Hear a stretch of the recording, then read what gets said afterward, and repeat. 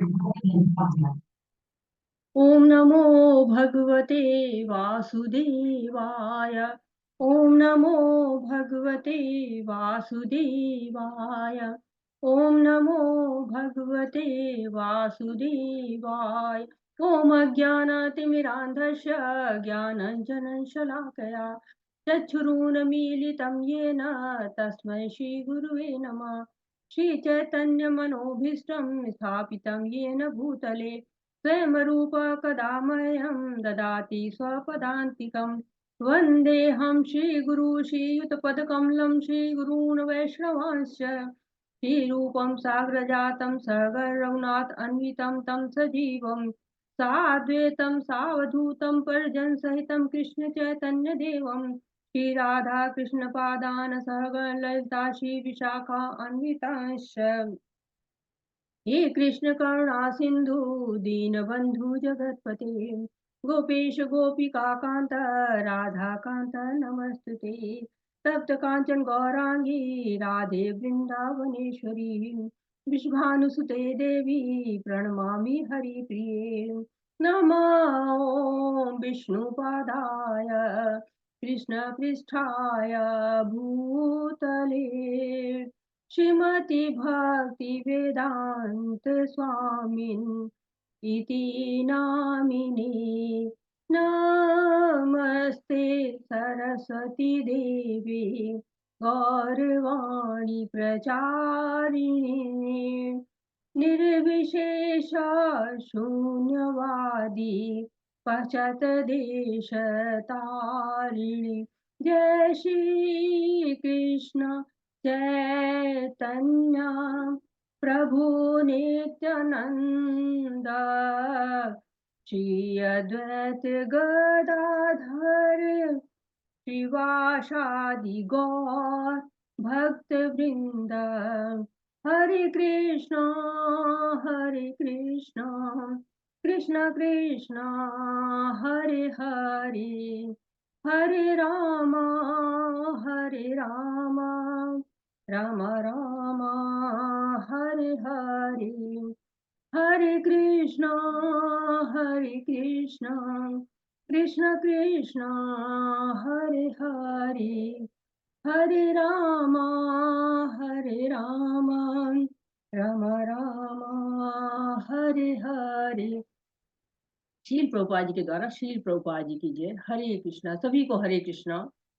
तो आज का अध्याय हम लोग तीसरा अध्याय कल हम लोगों ने समाप्त किया है और चौथा अध्याय हम लोग पढ़ने के जा रहे हैं। तो आज के जो अध्याय है उसका नाम है ज्ञान योग। योग का अर्थ होता है कि जुड़ना, युक्त होना, जो ज्ञान भगवान के साथ जोड़ सके वह ज्ञान कहलाता है। तो दूसरे अध्याय में हमने भगवान को भगवत ज्ञान देते हुए सुना। उन्होंने ज्ञान योग से शुरू किया, कर्म योग, भक्ति योग, सबका दर्शन उन्होंने कराया। और इसके अलावा उन्होंने बताया कि पतन के 8 स्तर क्या हैं, इंद्रिय विषयों का चिंतन क्या है, आसक्ति क्या है, काम से क्रोध आता है, क्रोध से समोह आता है, समोह से स्मृति का ह्रास होता है और स्मृति के ह्रास से बुद्धि नष्ट होती है और बुद्धि के नष्ट होने से पतन हो जाता है। तीसरा अध्याय जब हम पढ़ रहे थे तो वहां हमको पता चला है, भगवान ने बताया कि काम रहता कहाँ है। तो मन, बुद्धि और इंद्रियां काम के निवास स्थान है। इंद्रिय विषयों से इंद्रियां जो है वो श्रेष्ठ होती हैं और इंद्रियों से श्रेष्ठ मन होता है और मन से श्रेष्ठ बुद्धि होती है। और काम वासना ही हमें भौतिक बंधन में डालती है। और अगर हम अपनी बुद्धियों से, आध्यात्मिक बुद्धि से, दिव्य बुद्धि से उसको नियंत्रित कर सकते हैं। और उसके लिए क्या जरूरत है? ज्ञान की जरूरत है।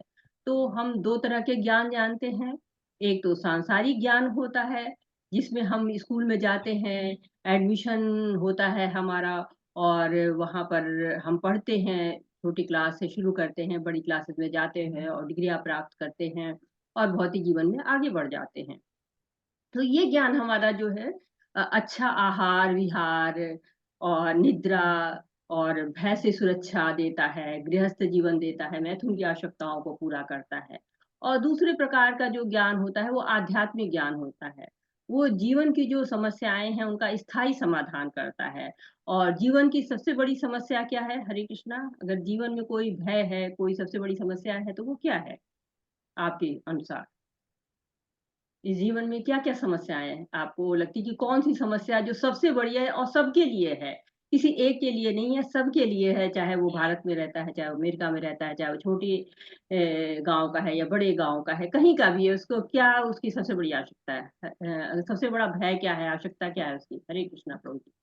जी प्रभु जी बताइए, सुधीर प्रभु जी। हरे हरे कृष्णा। जीवन की प्रमुख 4 समस्याएं हैं।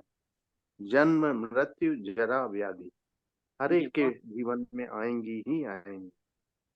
ये प्रमुख समस्याएं जीवन की। हरे जी कृष्ण। बिल्कुल। बिल्कुल, जो इसका जन्म होना, मृत्यु होना, ये तो निश्चित है। और जो है वो जरा भी आती है, व्याधि तो मान लिया कहिए कि किसी किसी को नहीं आए, लेकिन जन्म मृत्यु जरा व्याधि ये आती ही आती हैं जो है सबके जीवन में, चाहे वो कहीं का भी रहने वाला हो, चाहे कहीं का भी वो छोटा हो बड़ा हो, स्त्री हो पुरुष हो, सबके जीवन में आती हैं। तो इस जीवन का स्थायी समाधान क्या है, ये तीसरे अध्याय में हमने कर्मयोग के द्वारा सुना कि भगवान हमको कर्मों का विज्ञान बताए कि ऐसे कर्म करिए जिससे भौतिकता के बंधन से मुक्त हो सके। तो उस ज्ञान का जो है तत्व क्या है, वो इस अध्याय की विषय वस्तु है कि कर्मों का विज्ञान तो हमने जाना, लेकिन उसके साथ किस ज्ञान के द्वारा जो है वो हम उन तत्वों को कर पाएंगे। ये अध्याय बहुत महत्व रखता है, क्योंकि भगवान इसमें भगवत गीता का इतिहास ही बताएंगे और साथ में बताएंगे कि भगवत गीता को जान कौन सकता है। भगवान की भी प्राकट्य की चर्चा करेंगे हम लोग। गुरु की शरणागति कैसे मिल सकती है और प्रमाणिक गुरु हम कैसे चुन सकते हैं जिससे हमें इस दिव्य ज्ञान को हम प्राप्त कर सकें। तो बहुत ही मनोरंजक आपको ये अध्याय होने वाला है। इससे हम बहुत चीजों को जानेंगे। और इसमें है क्या क्या क्या क्या हम किस किस श्लोक में जानेंगे। तो हम पहले से और चौथे श्लोक तक जो दिव्य ज्ञान है वो उसकी परंपरा को जानेंगे। और 5वें से जो 10वें श्लोक तक है उसमें हम जानेंगे कि भगवान जो है वो श्री कृष्ण का अवतरण कैसा होता है और उनका स्वभाव दिव्य कैसा स्वभाव होता है उसको जानेंगे। फिर 11 से जो 15 श्लोक आते हैं उसमें कृष्ण कैसे सर्वोच्च हैं, कैसे सृष्टि करता है, कैसे सभी में सर्वोच्च स्थान रखते हैं, इसके बारे में हम जानेंगे। और 16 से 24वें श्लोक तक हम जानेंगे कि ज्ञान के स्तर पे हम कर्म को कैसे समझ सकते हैं। और 25 से 33 श्लोक तक हम जानेंगे कि यज्ञ के द्वारा कैसे ज्ञान की प्राप्ति हमें होती है। और 34वें श्लोक में हम गुरु की शरणागति जानेंगे, कैसे उनसे जिज्ञासा करें, कैसे उनकी सेवा करें और ज्ञान को प्राप्त करें। अब जब हम वो ज्ञान प्राप्त कर लेते हैं तो उसकी प्राप्ति की पद्धति क्या होती है, कैसे प्राप्त करेंगे और उसका परिणाम क्या होगा और उसकी गरिमा क्या है, उसकी महिमा क्या है, ये 34वें श्लोक से लेकर 42वें श्लोक तक हम जान पाएंगे। तो अब हम शुरू करते हैं अपने अध्याय को। हरे कृष्णा। ओम श्री परमात्मने नमः। यथा चतुर्थोऽध्यायः श्री भगवानुवाच इमं विवस्वते योगं प्रोक्तवानहमप्ययं विवस्वान्मनवे प्राकामनुरीक्षा कये ब्रवीत्। श्रील प्रभुपाद जी के जय। श्रील प्रभुपाद जी के द्वारा भगवान श्री कृष्ण ने कहा, मैंने इस अमर योग विद्या का उपदेश सूर्यदेव विश्वान को दिया और विश्वान ने मनुष्यों के पिता मनु को उपदेश दिया और मनु ने इसका उपदेश इक्ष्वाकुओं को दिया। हरे कृष्ण। हरे कृष्णा। तो कृष्ण की वाणी से आरंभ हो रहा है ये अध्याय। तो ये अध्याय जो है श्री भगवान उवाच बहुत ही महत्वपूर्ण हो जाता है वो अध्याय, क्योंकि अर्जुन ने कोई प्रश्न नहीं पूछा है, तो सीधे भगवान अपनी वाणी से शुरू कर रहे हैं। भगवान हमसे बात कर रहे हैं, हम कुछ बताना चाह रहे हैं, वो चाहते हैं कि हम इस बात को जानें। तो कहते हैं कि भगवत गीता 5000 साल पुरानी। तो हमारे मन में प्रश्न उठता है कि भगवत गीता सारे शास्त्रों का सार है, इतनी महत्वपूर्ण है, तो इतनी देर से क्यों आई है। पृथ्वी का इतिहास तो हम जानते हैं बहुत पुराना है, और भगवत गीता इतनी देर से आई। तो हम पृथ्वी के इतिहास में अगर मोटा मोटा जाने तो हम बराह अवतार को भी जानते हैं, और सतयुग के बारे में जानते हैं, त्रेता युग के बारे में जानते हैं, तो द्वापर युग के बारे में जानते हैं। तो इसको पहले से होना चाहिए। भगवान हमारे सारे संशयों को दूर करते कहते हैं भगवत गीता 5000 साल से नहीं है, अनादिकाल से है। पहले ये ज्ञान किसको दिया गया, सूर्यदेव विवस्वान को दिया गया। और साथ ही साथ विवस्वान ने मनुष्यों के जो पिता हैं मनु, उनको जो है दिया। स्वयंभू जो थे पहले मनु थे उनको दिया गया। और कहते हैं कि अगर मनु की आयु की गणना करें तो कम से कम 12 करोड़ साल पहले की है। और क्योंकि मनु से पहले सूर्य देवी वसवान को सुनाई गई थी और फिर मनु ने इक्ष्वाकु को ये ज्ञान दिया था, तो ये ज्ञान लगभग 20 लाख साल पहले इक्ष्वाकु को दिया गया। इक्ष्वाकु मनु के पुत्र थे, रघुकुल के थे, और उन्होंने उस वंश की बात ये हो रही है जिसमें भगवान राम अवतार लेते हैं। तो हम ये जान सकते हैं कि भगवत गीता आज की नहीं है, बहुत समय पहले की है। हरे कृष्णा। एवं परंपरा प्राप्तम् एवं राजर्षयो विदुषो सकाले निगमगता युगो नष्टा परन्तप। इस प्रकार ये परम विज्ञान गुरु परंपरा द्वारा प्राप्त किया गया और राज ऋषियों ने इसी विधि से इसे समझा, किंतु काल क्रम में यह परंपरा छिन्न हो गई, अतः ये विज्ञान यथा रूप में लुप्त हो गया लगता है। हरे कृष्ण। हरे कृष्णा। तो समय कितना बलवान है कि एक दिन सब कुछ नष्ट कर देता है। वो सब कुछ भौतिक जगत में आज जो वस्तु है वो कल नहीं रहती है। तो ये भी भगवान की शक्ति है, काल भी। भगवान ज्ञान को कैसे प्राप्त करे इसकी विधि बता रहे हैं कि गुरु शिष्य परंपरा से सीखना चाहिए, क्योंकि एवं परंपरा प्राप्त परंपरा से ही आया हुआ ये ज्ञान है।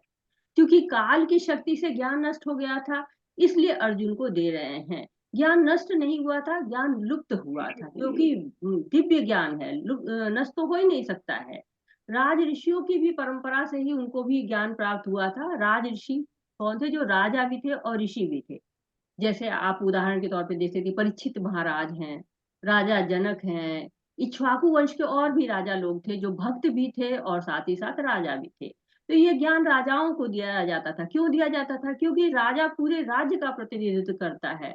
और हम पहले पढ़ चुके हैं तीसरे अध्याय में कि जैसा राजा होता है वैसी ही प्रजा होती है, वैसे ही लोग आचरण करते हैं। कहते हैं ना, यत यत आचरति श्रेष्ठ तत्त देव तरो जना। जैसे जैसे श्रेष्ठ व्यक्ति आचरण करते हैं वैसे ही उनके पीछे लोग आचरण करते हैं। तो इसीलिए राजाओं को दिया जाता था कि राजा जब श्रेष्ठ आचरण करेंगे तो प्रजा भी श्रेष्ठ आचरण करना शुरू हो जाएगी। तो ये ज्ञान नष्ट नहीं हुआ, शाश्वत है, लुप्त हो गया है।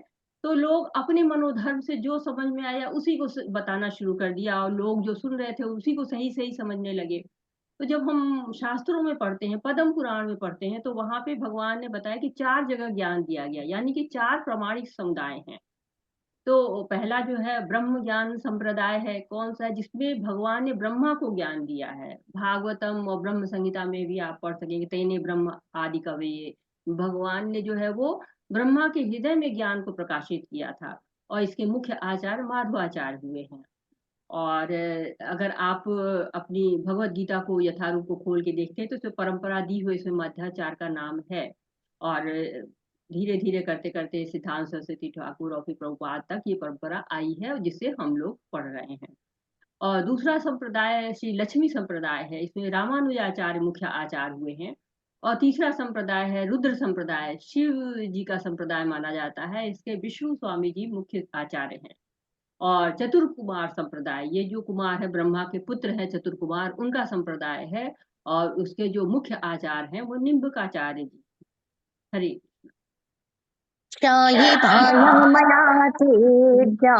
योग प्रक्ता पुरातनखा भक्तोषि सखा चेति रहस्यं हि तदुत्तमम्।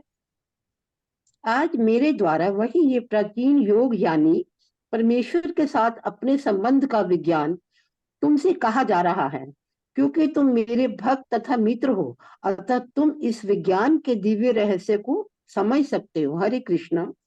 हरे कृष्णा। तो भगवान यहाँ पे समझा रहे हैं, सही अर्थ योग का बता रहे हैं कि योग क्या है कि आत्मा और परमात्मा का संबंध का विज्ञान। और भगवान ये ज्ञान विज्ञान अर्जुन को क्यों बता रहे हैं? क्योंकि वो भक्त भी है और मित्र भी है। यदि हमको भगवान को जानना है तो हमें भगवान का भक्त बनना चाहिए। ये उत्तम रहस्य है, उत्तमम, जो तम अंधेरे से भी ऊपर है। तो क्या रहस्य है? कि जो परंपरा में है वही इस रहस्य को जान सकता है। परंपरा से जो बाहर रहते हैं वो इस रहस्य को ठीक से नहीं जान सकते हैं। वो अधूरा इधर उधर सुनते हैं और फिर उसके अनुसार अपने को मनोधर्म से बताने लगते हैं। जैसे आप जानिए कि हर घर के अपने अपने संस्कार होते हैं, आपके परिवार में सबके जो सदस्य होते हैं वो जानते हैं, लेकिन बाकी लोग आपके घर के परंपरा के जो है उसको नहीं जानते हैं। तो भगवान के जो जुड़ते हैं, 5 रसों में जो जुड़ जाते हैं भगवान से, यानी कि जो 12 रस होते हैं उसमें 5 प्रमुख रस होते हैं, शांत रस, वात्सल्य रस, सांख्य रस, जो मित्र भाव है अर्जुन का, दास्य रस, माधुर्य रस, जिसमें गोपियां आती हैं। तो भगवान अखिल मूर्ति रसराज हैं और भक्त उनके साथ रसों से जुड़ जाते हैं। तो भगवान जिसको अपना रस से जुड़ा हुआ समझते हैं, जो मित्र समझते हैं, अपना समझते हैं, उसको ये बताते हैं। इस ज्ञान को क्यों दे रहे हैं अर्जुन को? क्योंकि कह रहे हैं कि तुम मेरे भक्त भी हो और तुम मेरे मित्र भी हो। तो ये जो भक्त होते हैं किसी न किसी रस में जुड़ते हैं, और अर्जुन जो है वो साख्य भाव से, मित्र के भाव से उनसे जुड़ा हुआ है। हरे अर्जुन वाचा अपरं भवतो जन्म परं जन्म विवश्यतः कथमेतद् विजानीयं तमादौ प्रकृतवानिति। अर्जुन ने कहा, सूर्यदेव विश्वान आपसे पहले हो चुके ज्येष्ठ हैं, तो फिर मैं कैसे समझूं कि प्रारंभ में भी आपने उन्हें इस विद्या का उपदेश दिया था। हरे कृष्ण। हरे कृष्णा। तो अर्जुन भ्रमित हैं, अर्जुन अपनी स्थिति में नहीं है, तो भ्रमित होकर कह रहे हैं कि आप तो हमारे आयु के आसपास हैं, समकालीन है हमारे। तो आपने सूर्यदेव विवस्वान जो बहुत पहले थे, आपसे बहुत पहले रहे हैं, उस समय आप कहाँ थे? तो कैसे संभव है? आप तो हमारे साथ खड़े हैं। तो अर्जुन मित्र हैं, सब जानना चाहते हैं और साथ ही साथ वो हमें बताना चाहते हैं, हम जैसे असुरों के लिए ये बात बता रहे हैं कि कोई समझ पाए। जो प्रश्न हम करें कि नहीं, ये तो सूर्यदेव गोस्वामी तो कब थे, और जो है कृष्ण जी कह रहे हैं कि हमने तब दिया, तो ये तो अर्जुन के समकालीन है। तो भगवान हमें बताना चाह रहे हैं, इसलिए अर्जुन को भ्रमित किया हुआ अर्जुन हम लोग क्या प्रश्न कर रहे हैं, जो जैसे रिपोर्टर प्रश्न करते हैं वो साधारण जनता के प्रश्न होते हैं, वैसे ही अर्जुन हमारी तरफ से प्रश्न कर रहे हैं। और भगवान क्या कह रहे हैं? भगवान कह रहे हैं कि भक्त्या माम अभिजानाति, मुझको कौन जानता है? भक्त जानते हैं। भगवान का जो दिव्य स्वभाव होता है उसको केवल भक्त ही जान पाते हैं। तो भगवान इस धराधाम पे आते हैं, कुछ लौकिक कुछ अलौकिक लीलाएं करते रहते हैं, तो हम उसमें भ्रमित हो जाते हैं, जैसे अर्जुन भ्रमित हैं और पूछ रहे हैं कि आप तो समकालीन हैं, आपको कैसे पता है ये चीजें? हरे कृष्णा। श्री भगवानुवाच बहूनि मे व्यतीतानि जन्मानि तव चार्जुन तन्नाहं वेद सर्वाणि न त्वं विद्था परन्तप। श्री भगवान ने कहा, तुम्हारे तथा मेरे अनेकानेक जन्म हो चुके हैं, मुझे तो उन सब का स्मरण है, किंतु हे परंतप तुम्हें उनका स्मरण नहीं रह सकता है। हरे कृष्ण। हरे कृष्णा। तो भगवान के अवतरण का जो दिव्य स्वभाव है उसके बारे में बात यहाँ की जा रही है। भगवान कहते हैं कि मेरे और तुम्हारे तो अनेकानेक जन्म हो चुके हैं। अब भगवान और जीव में यही अंतर होता है।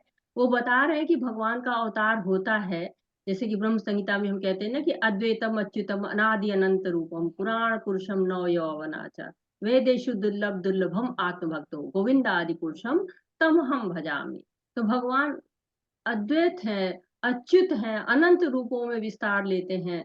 तो और भगवान को सब याद रहता है, जीव को याद नहीं रहता है। भगवान चाहे तो उसे याद रह सकता है। जैसे कि जड़ भरत थे, जब हिरण के रूप में आए तो उनको पिछला जन्म याद था, क्योंकि उन्होंने बहुत सारे जो है वो भक्ति की हुई थी, इसलिए उनको याद था। लेकिन सबको नहीं रहता है। अगर पिछला जन्म याद रहे तो क्या होगा? हरे कृष्णा। पिछला जन्म अगर हमें याद रहे तो हम क्या महसूस करेंगे, क्या क्या परेशानियां आ सकती हैं, क्या आसानियां आ सकती हैं? हरे कृष्ण। कोई बताना चाहता है? सुधीर प्रभु जी। हरे कृष्णा। जीना दूभर हो जाएगा माता जी। जीना दूभर हो हरे जाएगा जी। कृष्णा। हाँ, जी कुछ हरे। नहीं यादों में उलझे रहेंगे तो आगे बढ़ ही नहीं पाएगी जीवन में। पिछले जन्म में ये भी हो सकता है कि किसी ने हमको मारा हो, किसी ने हमारा मर्डर किया हो, किसी ने हमें दुख पहुंचाए हो। तो यदि वो हमें याद रहेगा तो हम इस समय वर्तमान में वो याद कर करके हम जी नहीं पाएंगे, हम परेशान हो जाए। तो जैसे एक मोबाइल होता है, उसमें यदि हम डिलीट ना करें बेकार के मैसेज जो अब उनका यूज नहीं है, तो मोबाइल हैंग हो जाता है। तो वही स्थिति हमारी हो जाएगी यदि हम डिलीट नहीं करते हैं, हम याद नहीं रखते हैं उसको, मतलब यदि हम याद रखने लग जाएंगे तो हमारा माइंड भी हैंग हो जाए, हम भी परेशान हो जाए। इसलिए भगवान हमें उसको भूलने की वो शक्ति देते हैं कि हम भूल जाए पुरानी बातें। जी प्रभु जी, बहुत अच्छा आपने बताया है। हरे कृष्णा। तो यहाँ पे क्या कह रहे हैं कि परंतप बोल रहे हैं। परंतप कौन होता है? जो शत्रुओं को मारने वाला होता है। और हमें भूलने की क्यों मिलती है? जो भगवान हमको देते हैं भूलने की शिक्षा, कि स्मृति ज्ञानम च पोहनम च, क्योंकि हमें अगर जब नया जन्म मिलता है तो हमारा शरीर बदल जाता है, मन बुद्धि अहंकार ये सब जो है वो हमारा हमारे को याद दिलाता है। ये सब हमारे जो है वो बैरी की तरह काम करते रहते हैं। अगर हमें नए जन्म में ये सब याद पड़ता रहेगा तो हम नए पुराने के चक्कर में पड़े रह जाएंगे। इसीलिए भगवान हमको विस्मृति दे देते हैं। विस्मृति से जो है वो हमारी जो योनियां है, कितनी योनियों में हम आए हैं, ये सब चीजें भूल जाती हैं। तो हम नए सिरे से अपने जीवन को शुरू कर पाते हैं। जैसे माता जी कह रही थी कि अगर हमें सब याद रहेगा तो हमारा जीना दूभर हो जाएगा। कई लोगों को याद रहता है कुछ दिनों तक, और कुछ दिन बाद वो उसके बाद वो भी विस्मृति हो जाती है, भूल जाते हैं। कई लोग पिछले जन्म की यादों को बताते हैं लेकिन फिर वो भूल जाते हैं। अगर याद रह जाए तो हम परेशान ही हो जाएंगे। हरे कृष्ण। अजोऽपि षण्मयात्मा भूतानामीश्वरोऽपि सन् प्रकृतिं स्वमधिष्ठाय सम्भवम् आत्मा मायया। यद्यपि मैं अजन्मा तथा अविनाशी हूँ और यद्यपि मैं समस्त जीवों का स्वामी हूँ, तो भी प्रत्येक युग में मैं अपने आदि दिव्य रूप में प्रकट होता हूँ। हरे कृष्णा। तो भगवान अपने जन्म की विलक्षणता बता रहे हैं कि वो अजोपी हैं, अजन्मा है। तो भगवान और आत्मा क्या है? दोनों अजन्मा है। दूसरे अध्याय में भी कहा गया, अजो नित्य यो शास्त्रो यो पुराणो न हन्यते हन्य माने शरीरे। तो यहाँ पर भगवान बता रहे हैं। जरा सा माता जी ऊपर श्लोक की तरफ करिएगा। हरे कृष्ण। यह श्लोक दिखाइएगा हमको इसका। तो भगवान जो है वो अजन्मा है, और आत्मा को अजन्मा कहा गया है, शरीर को नहीं कहा गया, क्योंकि शरीर तो भौतिक होता है। और हम हमारा शरीर जो है वो भौतिक है, लेकिन हमारी आत्मा दिव्य है। जैसे देवकी के गर्भ से जो भगवान जो है वो वासुदेव के हृदय में देवकी के मन में आते हैं, फिर देवकी के मन से उनके गर्भ में आते हैं। तो भगवान हमारे जैसे नहीं आते हैं। उनका शरीर भौतिक नहीं होता है, उनका शरीर दिव्य होता है। हमारा शरीर भौतिक होता है और आत्मा दिव्य होती है। लेकिन भगवान का शरीर आत्मा सब कुछ दिव्य होता है। जो कुछ उनके संपर्क में आता है वो भी दिव्य हो जाता है। तो 9वें अध्याय में भी भगवान कहते हैं कि अवजानती मां मूढ़ा मानुषी तनुमाश्रितम परम भाव जानंतो मम मूत महेश्वरम। जब मैं मनुष्य के रूप में अवतरित होता हूँ तो मूर्ख नहीं समझ पाते हैं, क्योंकि मूर्ख कहते हैं क्या है, जैसे हम पैदा हुए वैसे भगवान पैदा हो गए। तो वो भगवान के दिव्य स्वभाव को जानते ही नहीं है, इसलिए इस तरह की बातें करते हैं। लेकिन भक्तों को भक्त जानते हैं भगवान की जो दिव्यता होती है उसको। हरे कृष्णा। यदा यदा हि धर्मस्य ग्लानिर्भवति भारत अभ्युत्थानम् अधर्मस्य तदात्मानं सृजाम्यहम्। हे भरतवंशी, जब भी और जहां भी धर्म का पतन होता है और अधर्म की प्रधानता होने लगती है, तब तब मैं अवतार लेता हूँ। हरे कृष्णा। हरे कृष्णा। तो ये श्लोक आप सबको याद ही होगा, क्योंकि ये हमेशा आता रहता है, यदा यदा ही धर्मस्य। तो महाभारत देखी होगी आप लोगों ने, सीरियल आता था, सब आंखों के सामने प्रकट हो जाता है। तो भगवान बता रहे हैं कि किस किस अवसर में वो जन्म लेते हैं। यदा यदा ही धर्मस्य ग्लानिर्भवति भारत, जब जब धर्म का विनाश होता है, अधर्म बढ़ने लगता है। जब भौतिकता में हमारा आकर्षण बढ़ जाता है तो अधर्म बढ़ता है, और जब भगवान में आकर्षण बढ़ता है तो हमारा धर्म बढ़ता है। और कहते हैं ना कि धर्म कहाँ आता है, जहाँ जहाँ पे भगवान की वाणी आती है, जहाँ लोग भगवान के बारे में श्रवण करते रहते हैं, जहाँ भगवान के कीर्तन होते रहते हैं, वहाँ वहाँ धर्म पनपता रहता है। जिन घरों में बच्चों को बहुत अच्छे संस्कार दिए जाते हैं, जहाँ धर्म में, वहाँ बच्चे देखिए कितने धार्मिक होते हैं, विनम्र होते हैं, सहनशील होते हैं, संतुष्ट होते हैं। लेकिन जहाँ पर इस भगवान से हम दूरी बनाते हैं, भौतिकता में पड़ जाते हैं, वहाँ बच्चे क्या करते हैं, एक चीजों से दूसरी चीजें मांगते रहते हैं। तो हम अगर बच्चों को सिखाते हैं तो फिर बच्चे भी संस्कारी हो जाते हैं, धार्मिक हो जाते हैं। प्रभुपाद जी ने हम लोग को 4 नियम बताए हैं कि जुआ नहीं खेलना चाहिए, नशा नहीं करना चाहिए, मीट नहीं खानी चाहिए, अवैध संबंध नहीं बनाना चाहिए। ये क्या करते हैं, ये धर्म की नींव रखते हैं और हमें इनका पालन जरूर करना चाहिए। हरे कृष्ण। परित्राणाय साधूनां विनाशाय च दुष्कृतं धर्म संस्थापनार्थाय संभवामि युगे युगे। भक्तों का उद्धार करने, दुष्टों का विनाश करने तथा धर्म की फिर से स्थापना करने के लिए मैं हर युग में प्रकट होता हूँ। हरे कृष्ण जी। हरे कृष्णा। तो भगवान क्या कह रहे हैं कि हमारे अवतार का उद्देश्य क्या होता है, परित्राणाय साधु नाम। पहला कार्य क्या होता है हमारा, भक्त का उद्धार करना। भक्त भगवान को प्रिय होता है। मुख्य कार्य क्या है, भक्तों का उद्धार करना। जैसे गजेंद्र का उद्धार किया, द्रौपदी का जो है उद्धार किया। तो भक्तों को प्रसन्न करने के लिए भगवान आते हैं लीलाओं के द्वारा। जैसे कि कहते हैं कि यशोदा माता जी को, नंद बाबा को, गोपियों को, गोपाओं को, इनको खुश करने के लिए। और दूसरा कार्य क्या है, दुष्टों का विनाश करने के लिए, जैसे कंस का विनाश किया, रावण का। और तीसरा कार्य क्या है, धर्म की स्थापना के लिए। तो भगवान हर युग में अवतार लेकर युग धर्म सिखाते हैं। कलयुग का युग धर्म क्या है, कलयुग केवल नाम आधारा, नाम का ही आधार है। कलयुग को नाम संकीर्तन, हरे कृष्णा कृष्ण कृष्णा हरे हरे, हरे राम राम राम हरे हरे। तो इसके द्वारा भगवान को प्राप्त किया जा सकता है। कल जैसे हम लोगों ने बात की थी कि सतयुग में हम ध्यान के द्वारा जो है वो, कलयुग सतयुग का जो है युग धर्म है वो ध्यान करना। और त्रेता का धर्म है यज्ञ करना।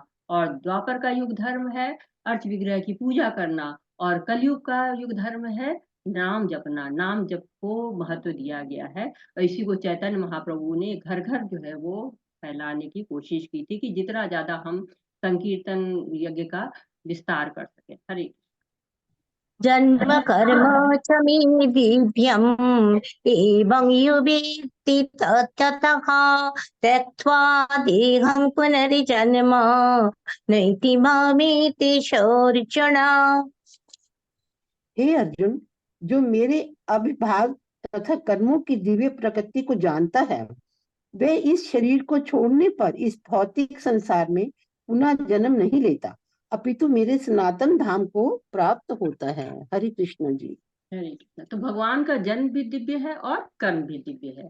तो हमें दोनों को जानना है, तभी हमें सनातन धर्म की, सनातन धाम की प्राप्ति हो पाएगी। तो भगवत गीता में भगवान कहते हैं कि दोनों को जानना चाहिए, लेकिन एक को भी जान जाओ अगर आप, तो भगवान आपको मिल जाएंगे। जैसे 10वें अध्याय पढ़ेंगे तो उसमें कहते हैं यो माम जन्मादि च वेत्ति लोक महेश्वरम असमूढ़ समर्थेषु सर्व पापे प्रमुच्यते। तो जो भगवान को अजन्मा, अनादि, समस्त लोकों का स्वामी जान लेता है, वो सारे पापों से मुक्त हो जाएगा, पाप रहित हो जाएगा, मोह रहित हो जाएगा। और कर्म जान जाएगा कि कैसे कर्म करने से मुक्ति होगी। और आगे हम इस अध्याय में यही पढ़ने वाले हैं। भगवान का जो गोलोक धाम है वो बहुत ही सुंदर है, चिंतामणि धाम है, सुरभि गाय वहां पे है, कल्प वृक्ष है, देवता लोग भी वहां नहीं पहुंच पाते हैं, वो लोग भी बाहर बैकुंठ से ही उनको पुकारते रहते हैं। तो भगवान श्याम सुंदर रूप में वहां जाते हैं और वहां तक जाने के लिए सारे भक्त लालायित रहते हैं। जन्म मृत्यु जरा व्याधि सबका चक्र समाप्त हो जाता है। हरे कृष्णा। वितराग भयो क्रोधा मन्मया मामुपश्रितः बहवो ज्ञान तपसा पुता मद्भावम् आगतः। आसक्ति, भय तथा क्रोध से मुक्त होकर, मुझ में पूर्णतः तन्मय होकर और मेरी शरण में आकर कर बहुत से व्यक्ति भूतकाल में मेरे ज्ञान से पवित्र हो चुके हैं। इस प्रकार से उन सबों ने मेरे प्रति दिव्य प्रेम को प्राप्त किया है। हरे कृष्णा जी। धन्यवाद माता जी, बहुत बहुत धन्यवाद। हरे कृष्णा। हर्षा माता जी, आपने हैंड रेज किया हुआ है। अनुवाद के लिए माता जी। अरे ठीक है माता जी, तो आप 30 से 40 आप पढ़ लीजिएगा, ठीक है माता जी। जी माता जी, हरे। धन्यवाद। तो यहाँ पर क्या कह रहे हैं भगवान? यहाँ पर भगवान कह रहे हैं कि दिव्य स्थिति के ज्ञान का क्या प्रभाव होता है, ये इस श्लोक में बताया गया है कि ज्ञान भगवान का हो और तपस्या भगवान के लिए हो तो शुद्धिकरण हो जाता है। तो भगवान का नाम जप करना है, शास्त्रों का श्रवण करना है, तो हम आसक्ति, भय, क्रोध सबसे मुक्त हो सकते हैं। क्योंकि जब तक भौतिक जगत में आसक्ति रहेगी तब तक कृष्ण को हम कैसे समझ पाएंगे। जो हमारी देहात्म बुद्धि है, देहात्म बुद्धि का मतलब है कि जब बुद्धि हमारी आत्मा से जुड़ के नहीं, देह के स्तर पर कार्य करती है, तो उस बुद्धि से हम कृष्ण के धाम को नहीं पहुंच सकते हैं। तो रूप गोस्वामी हमको भक्ति का विज्ञान बता रहे हैं कि भक्ति के सहारे हम श्रद्धा से शुरू करके प्रेम तक पहुंच सकते हैं। और इसको हम आगे और जब लेवल 3 वगैरह में जाएंगे तो आप इसको और भक्ति के विज्ञान को बहुत ही डिटेल में पढ़ेंगे। हरे कृष्ण। ये यथा मां प्रपद्यन्ते तंस्तथैव भजाम्यहम्। मम वर्तमान वर्तन्ते मनुष्य पार्थ सर्वशः। श्री प्रभुपाद की जय। तात्पर्य श्री प्रभुपाद द्वारा। जिस भाव से सारे लोग मेरी शरण ग्रहण करते हैं उसी के अनुरूप में उन्हें फल देता हूँ। हे पाठ, प्रत्येक व्यक्ति सभी प्रकार से मेरे पद का अनुगमन करता है। हरे कृष्णा। हरे कृष्णा। तो भगवान क्या करते हैं? आदान प्रदान करते हैं। भक्त किस भाव से भगवान को याद करेगा उसी भाव से जुड़ जाएंगे। तो भगवान भाव देखते हैं, प्रयास देखते हैं। कोई उनको पति के रूप में याद करता है, कोई उनको पुत्र के रूप में याद करता है। जब भगवान कंस के बुलाने पर मथुरा गए थे, उनके दरबार में पहुंचते हैं तो माताएं उनको बालक के रूप में, और जो युवतियां थी वो उनको प्रेमी के रूप में, पति के रूप में देख रही थी। जो पुरुष थे वो उनको पुत्र के भाव में देख रहे थे, और साथ ही साथ जो युवा थे वो मित्र के भाव से देख रहे थे। लेकिन असुर थे, उनको साक्षात मृत्यु दिख रही थी। तो जब कंस के पहलवान कृष्ण को हरा देते हैं तो वो अपने सखा को बुलाते हैं, उनके साथ मल्ल युद्ध करते हैं और हार जाते हैं, और उसको कंधे पर चढ़ा लेते हैं और वो भी प्रसन्न हो जाता है कि मैंने हरा दिया। जिसके चरण कमल की सारे भक्त वंदना करते हैं, वो उनको पैर से कोई छूने की कल्पना भी नहीं कर सकता है। वो उनका सखा उनके कंधे पर बैठ के उनको चरण से स्पर्श कर रहा है। तो ये भक्त और भगवान का आदान प्रदान होता है। भगवान भक्त के लिए वो सब करने को तैयार हो जाते हैं जो शायद भक्त भी भगवान के लिए करने को न तैयार। हरे काङ्क्षन्त्य कर्मणां सिद्धिं यजन्ति इह देवताः। क्षिप्रं हि मनुष्ये लोके सिद्धिर्भवति कर्मजा। हरे कृष्णा। इस संसार में मनुष्य सकाम कर्मों में सिद्धि चाहते हैं, फलस्वरूप वे देवताओं की पूजा करते हैं। निस्संदेह इस संसार में मनुष्यों को सकाम कर्म का फल शीघ्र प्राप्त होता है। हरे कृष्णा माता। हरे कृष्णा प्रभु जी। तो सकाम कर्म की बात यहाँ पे हुई है। सकाम कर्म कई बार हम लोग डिस्कस कर चुके हैं कि सकाम कर्म क्या है। तो सकाम कर्म वो है कि जिसमें हम स्वार्थवश देवताओं के पास जाते हैं, क्योंकि हमको पता है कि देवता इस कार्य की को सिद्ध करेंगे और करते हैं, क्योंकि देवता भगवान के पार्षद हैं। और जो सीमित शक्तियां भगवान के द्वारा प्राप्त हैं उनको, उनसे वो इस भौतिक जगत का प्रबंध करते रहते हैं। तो हमें सकाम कर्म में नहीं उलझना है। हम अपने छोटे छोटे स्वार्थों के लिए अपने अपने भगवान ढूंढ लेते हैं। कोई अपने अधिकारी को भगवान मान लेता है, कोई नेता को भगवान मान लेता है। लेकिन जीव का है, जीव तो स्वरूप से भगवान का जो है नित्य दास है। तो किसी व्यक्ति विशेष की सेवा करो, चाहे माया की सेवा करो, चाहे देवताओं की सेवा करो, या भगवान की सेवा करो, ये आपके ऊपर है। क्योंकि दासत्व आपका जो है वो क्या कहेंगे कि स्वभाव है। तो देवताओं की पूजा भी अप्रत्यक्ष रूप से भगवान की ही सेवा होती है, और इसके बारे में हम और विस्तार से पढ़ेंगे। लेकिन हमें माया की सेवा नहीं करनी है। हमें क्या कहते हैं कि भौतिक जगत की सेवा नहीं करनी है, भौतिक जगत के लोगों की सेवा नहीं करनी है। भगवान की सेवा करनी है, इसे हमें और अच्छी तरह से आगे समझते हैं। हरे कृष्णा। चतुर्वर्णं मया सृष्टं गुणकर्म विभागशः तस्य कर्तारमपि मां विद्य कर्तारमप्ययम्। श्री प्रभुपाद की जय। प्रकृति के तीनों गुणों और उनसे संबंध कर्म के अनुसार मेरे द्वारा मानव समाज के 4 विभाग रचे गए हैं। यद्यपि मैं इस व्यवस्था का सृष्टा हूँ, किंतु तुम यह जान लो कि मैं इतने पर भी मैं अवयव करता हूँ। हरे कृष्ण। हरे कृष्णा। तो क्या कह रहे हैं कि कर्म में कैसे पवित्रता आती है, इसकी बात कर रहे हैं कि इसको बताने के लिए भगवान अपने कर्मों की दिव्यता को बता रहे हैं विशेष रूप से, कि कर्म पवित्र तब होते हैं जब कर्मों में दिव्यता आती है। तो इसके लिए 4 वर्ण आश्रम बनाए गए हैं, जिससे मनुष्य क्या करता है, अपनी क्षमता के अनुसार भगवान की संतुष्टि के लिए कार्य करता है। तो 4 वर्ण बनाए गए हैं और 4 आश्रम बनाए गए हैं। किसके आधार पर? गुण कर्म विभाग, गुण और कर्म के आधार पर। लेकिन भगवान क्या है, भगवान उससे बंधे नहीं है। उनको किसी वर्ण या आश्रम में वो नहीं आते हैं। जैसे राजा है, वो नियम बनाता है पर उन नियमों में नहीं बंधा रहता है। भगवान के भक्त और भगवान दोनों इस विभाजन से परे होते हैं। इस विभाजन का उद्देश्य क्या होता है कि अपने गुण जो आपके अंदर है, जैसे ब्राह्मण है तो वो पठन पाठन करेगा, क्षत्रिय जो है वो रक्षा का कार्य करेगा, वैश्य गाय का पालन करेगा, खेती का कार्य करेगा, और शूद्र क्या करेगा, चारों वर्णों की सहायता करेगा।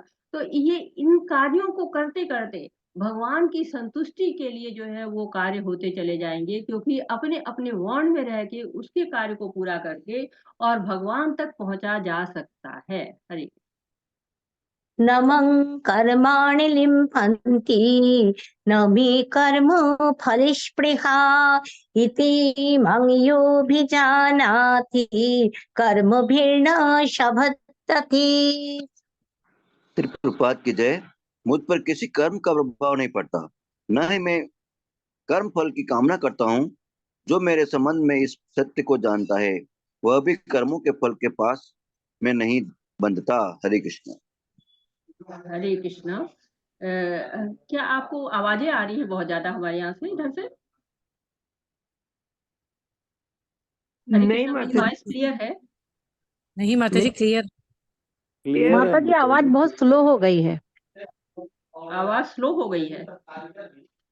नहीं बाहरी माता जी आवाज ठीक आ रहा है। माता जी क्लियर आ रही है, एकदम क्लियर आवाज आ तो रही है। क्लियर आ रही है माता जी। ठीक माता है। जी क्लियर हाँ, आ रही है आपकी आवाज। आवाज है इधर, मेरी तरफ काफी आवाजें हैं, मैं थोड़ा बाहर हूँ तो इसलिए मैं पूछ रही हूँ। ठीक है। तो कहते हैं कि कर्मों के जो विधान है वो भगवान के द्वारा बनाए गए हैं, पर वो क्या है, वो उनसे परे हैं। भगवान सृष्टि की रचना तो करते हैं, पर उनका जो अकर्तापन होता है, क्योंकि जब हम कर्म करते हैं तो कर्म बंधन में पड़ते हैं, क्योंकि हम मूर्खता करते हैं। अगर हम भगवान को समर्पित कर दे तो कर्तापन नहीं रहेगा। लेकिन भगवान जो भी कार्य करते हैं उनको कोई बंधन नहीं लगता है, इसलिए उसको अकर्तापन कहा गया। तो भगवान सृष्टि बनाते हैं, पालन करते हैं, पर उसमें लिप्त नहीं होते हैं। जैसे कि मकड़ी होती है, तो मकड़ी जाला बनाती है और उसके जाले में कीट पतंगे सब आके फंसते चले जाते हैं, और जब समय आता है तो वो मकड़ी उसी जाले को निगल भी लेती है। उसी तरह से भगवान सृष्टि करते हैं, लोग आते हैं, उसमें बंधन में फंसते हैं, और फिर सृष्टि की जो है समाप्त हो जाती है, प्रलय हो जाता है। तो भगवान उसी तरह से प्रलय करते हैं, सब सृष्टि उनके अंतर्गत समा जाती है, लेकिन भगवान उसके बंधन में नहीं पड़ते हैं। हरे एवं ज्ञात्वा कृतं कर्म पूर्वैरपि मुमुक्षुभिः कुरु कर्मेव तस्मात् त्वं पूर्वे पूर्वोत्तरं कृतम्। श्री प्रभुपाद की जय। प्राचीन काल में समस्त मुक्त आत्माओं ने मेरी दिव्य प्रकृति को जान करके ही कर्म किया, अतः तुम्हें चाहिए कि उन्हें उनके पद चिन्हों का अनुसरण करते हुए अपने कर्तव्य का पालन करो। हरे कृष्ण। हरे कृष्णा। तो यहाँ पर भगवान जो है मुमुक्षु पुरुषों का उदाहरण दे रहे हैं। मुमुक्षु कौन है? जो मुक्त पुरुष है। भगवान ने जो है वो पहले स्वयं का उदाहरण दिया, फिर अर्जुन को निष्काम करने के लिए कहा। अब क्या कह रहे हैं कि मुमुक्षु लोगों की तरह कर्म करो, अर्थात क्या है, भगवान में स्थित रह के कर्म करो, मेरा स्मरण करते हुए लड़ो, मेरे लिए लड़ो। तो दो तरह के लोग होते हैं। एक तो होते हैं जो भौतिक रूप से प्रदूषित लोग होते हैं, वो जैसे साधारण लोग होते हैं जो भगवान के भक्ति नहीं करते हैं। और दूसरे लोग होते हैं जो भौतिक प्रदूषण से मुक्त होते हैं, तो ऐसे लोग भगवान की भक्ति करते हैं और ये भौतिकता उनको नहीं चिपकती है, भौतिकता उनको छू भी नहीं पाती है। तो कृष्ण भावनामृत में जो भी रहे, चाहे भौतिक रूप से प्रदूषित है, चाहे भौतिक रूप से शुद्ध है, मुक्त है, दोनों को लाभ पहुंचता रहता है। हरे किं कर्मो जन्म करिमेति कवयोऽप्यत्र मोहितः तत्ते कर्म प्रवक्ष्यामि रजगात्वा मोक्ष्यसे शुभात्। श्री प्रभुपाद की जय। कर्म क्या है और अकर्म क्या है, इसे निश्चित करने में बुद्धिमान व्यक्ति भी मोहग्रस्त हो जाते हैं। अतः मैं तुमको बताऊंगा कि कर्म क्या है, जिसे जानकर तुम सारे अशुभ से मुक्त हो सकोगे। हरे कृष्णा।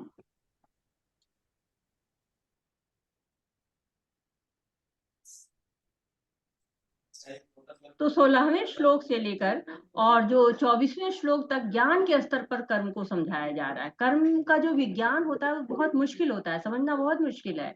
तो जीव कर्म से अकर्म में जो है वो भ्रमित रहता है। कभी कभी बहुत बुद्धिमान लोग होते हैं वो भी भ्रमित हो जाते हैं।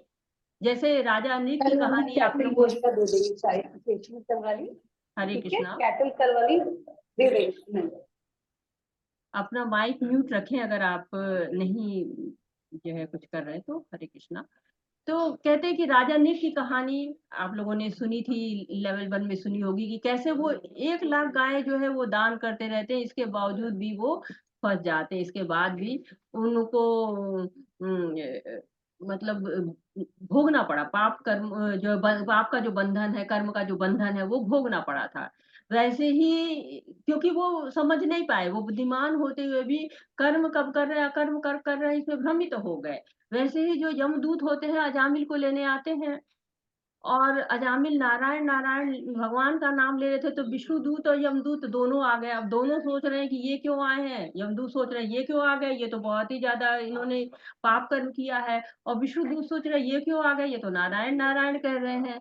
तो इसलिए हमको जब इस तरह का भ्रम होता है कि हम समझ नहीं पाते कि क्या कर्म करना चाहिए हमको, तो हमें गुरु की शरण लेना चाहिए। दूसरे अध्याय में भी भगवान कह चुके हैं, बुद्धि युक्तो जहाति हो उमे सुकृत दिष्कतो तस्मादो ज्ञायुजुष योग कर्मशु कौशलम।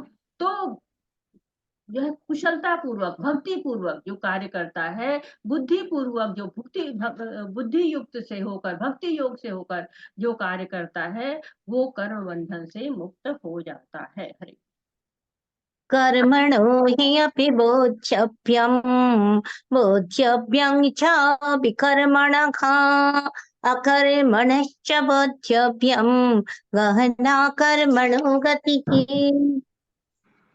श्री प्रभुपाद की जय। कर्म की बारीकियों को समझना अत्यंत कठिन है, अतः मनुष्य को चाहिए कि वह यह ठीक से जाने कि कर्म क्या है, विकर्म क्या है और अकर्म क्या है। हरे कृष्ण। तो हरे कृष्णा कह रहे कर्म 3 प्रकार के हैं। कर्म जो भी करते हैं वो यही तीनों में होता है, चाहे आप कर्म करें या विकर्म करें या अकर्म करें।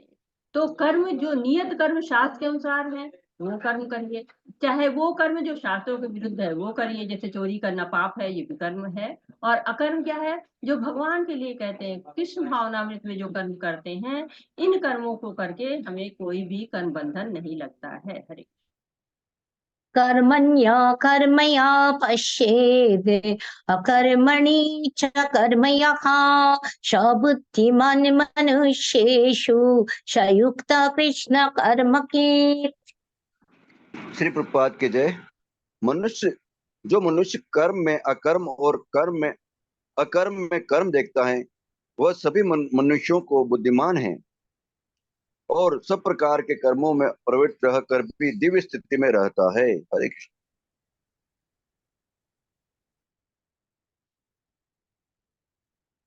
हरे कृष्णा। तो दृष्टि हमारी कैसी होनी चाहिए, दृष्टि हमारी होनी चाहिए जो कर्म में अकर्म, यानी निर्लिप्त रहकर कर्म करना।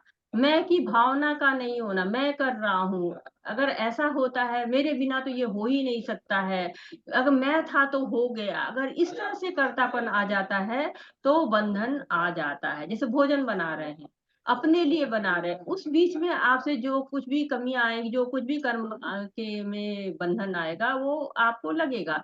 लेकिन अगर वही भोजन आप भगवान के लिए बना रहे हैं तो आपकी तृप्ति भी होगी, भगवान की सेवा भी होगी और ये अकर्म हो जाएगा। हरे कृष्ण। यश्च सर्वे समारम्भाः कामसङ्कल्पवर्जिताः ज्ञानाग्निदग्धकर्माणं तमाहु पण्डितं बुधाः। श्री प्रभुपाद की जय। जिस व्यक्ति का प्रत्येक प्रयास उद्यम इंद्रिय तृप्ति की कामना से रहित होता है, उसे पूर्ण ज्ञानी समझा जाता है। उसे ही साधु पुरुष ऐसा करता कहते हैं, जिसने पूर्ण ज्ञान की अग्नि से कर्म फलों को भस्मसात कर दिया है। हरे कृष्ण।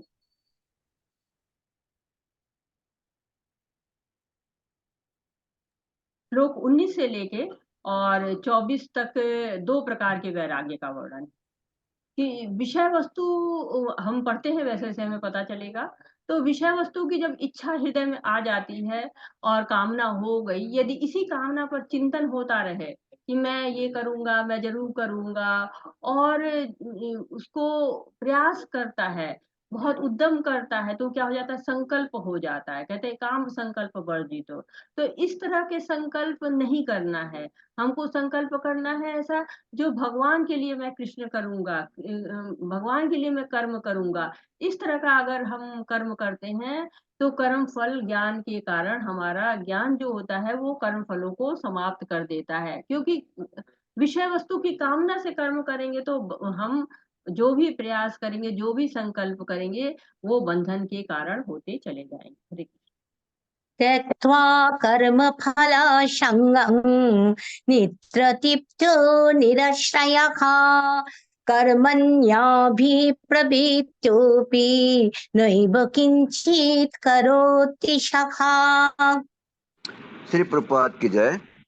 अपने कर्म फलों की सारी आसक्ति को त्याग कर सदैव संतुष्ट तथा स्वतंत्र रहकर वह सभी प्रकार के कार्यों में व्यस्त रहकर भी कोई सकाम कर्म नहीं करता। हरे कृष्णा।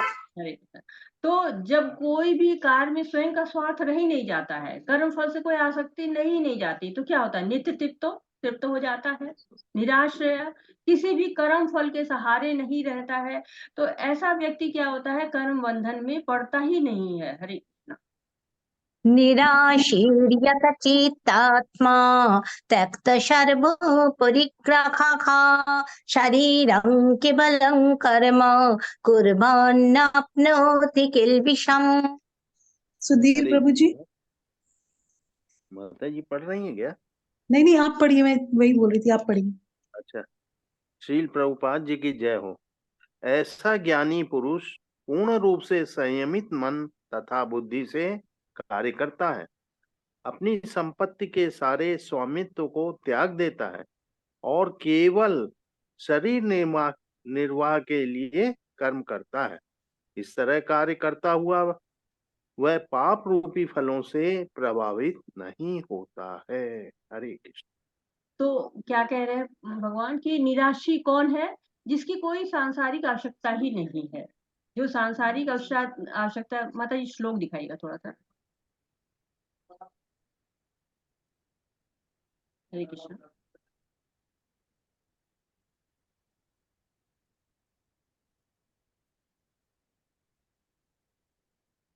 निराशीय, माता जी श्लोक, त्यक्ता कर्म फल संगा। तो कहते कि जो माता जी 21 था ना जी जी, 20, हाँ, 21। निराश्रिय चित्तात्मा। तो ये निराश्रिय की बात हो रही, कौन है, जो सांसारिक आवश्यकता जिसकी नहीं है, चित्त आत्मा शुद्ध है, जिसका मन बुद्धि बिल्कुल संयमित है, त्यक्त सर्व परिग्रह, अपने सारे जो है वो स्वामित्व का त्याग कर चुका है।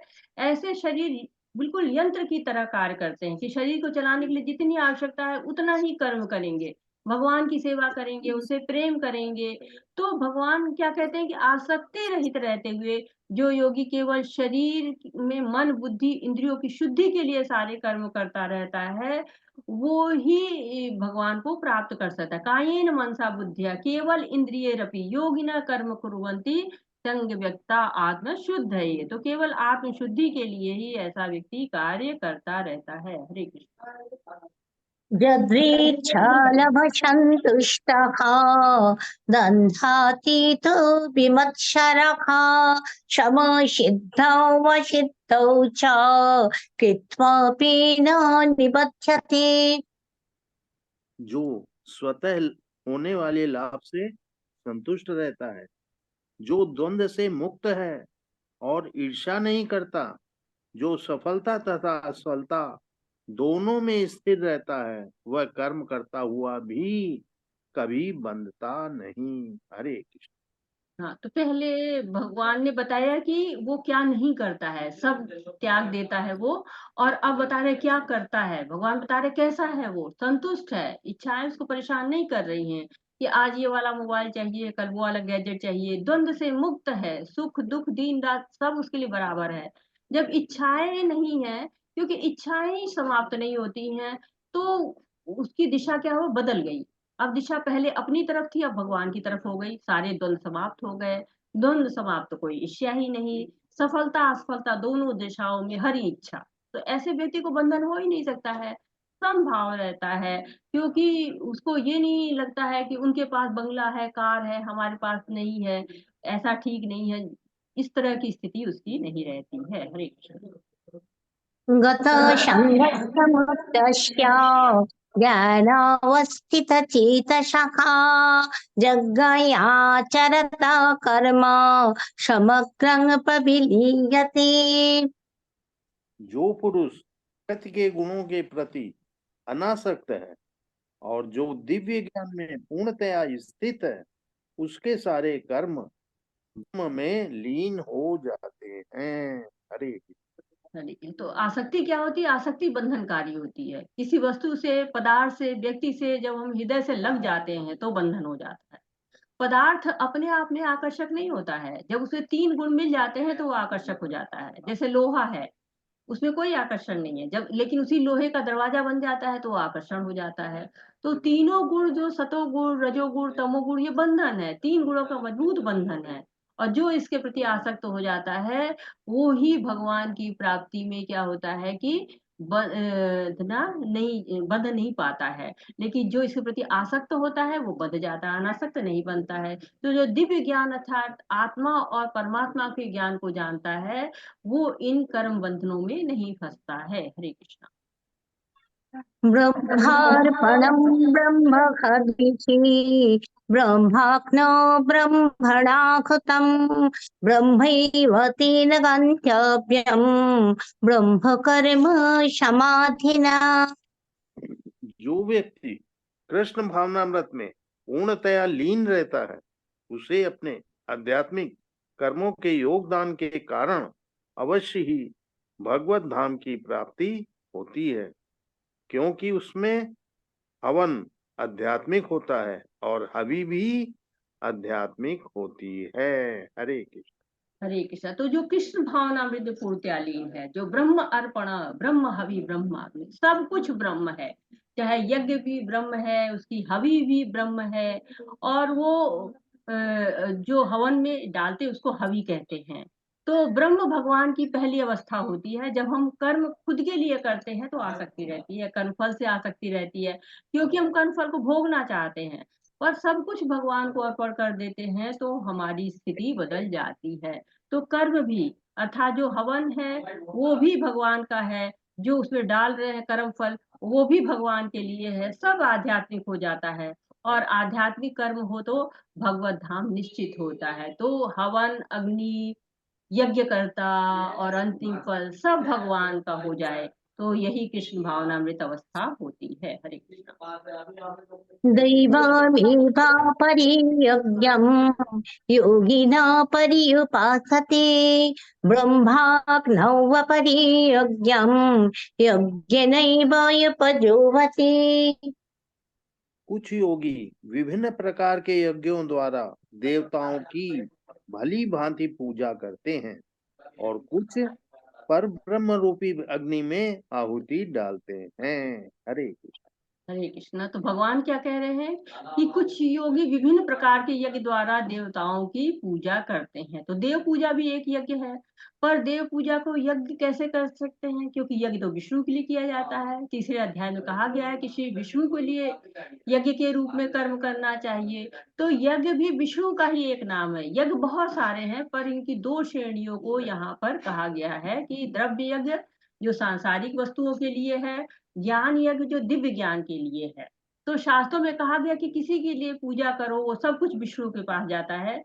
जैसे आप मुंह से भोजन करते हैं, कुछ भी खाइए, सारा शरीर हिष्ट पुष्ट हो जाता है। भगवान को प्राप्त करने के लिए वैसे ही अलग अलग साधन है, पर लक्ष्य सबका एक ही होता है। तो अलग अलग इच्छाओं के लिए अलग अलग देवताओं का वर्णन है शास्त्रों में, पर लक्ष्य क्या होता है, एक ही होता है, भगवान।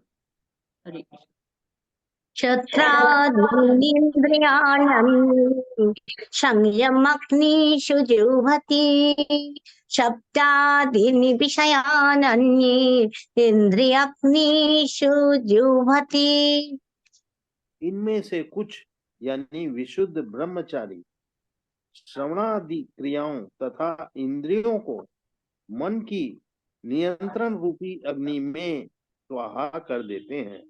तो दूसरे लोग यानी नियमित गृहस्थ लोग जो हैं इंद्रियगत विषयों को इंद्रियों की अग्नि में स्वाहा कर देते हैं। हरे हरे कृष्णा। तो हम देखें कि दो श्रेणियां हैं, द्रव्य यज्ञ और ज्ञान यज्ञ।